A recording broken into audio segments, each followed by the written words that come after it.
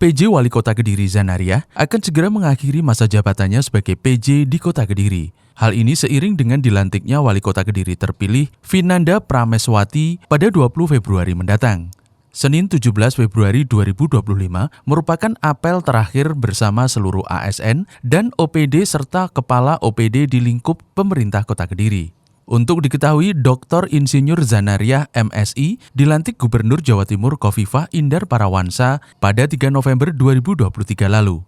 PJ Wali Kota Kediri Zanariah mengatakan, selama 15 bulan berada di Kota Kediri, seluruh ASN selalu support dengan semua kegiatan dari pemerintah Kota Kediri, baik dari pelayanan dan kinerja serta kedisiplinan. Dia berharap Kota Kediri ke depannya akan semakin maju, semakin baik, dan kedisiplinan ASN-nya juga semakin bagus. Hebat, keren, alhamdulillah 15 bulan yang penuh bahagia.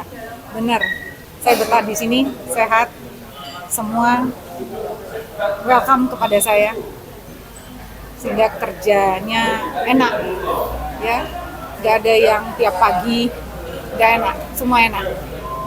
Itu yang saya rasakan. Harapannya tetap semakin maju, semakin berkolaborasi, semakin berprestasi.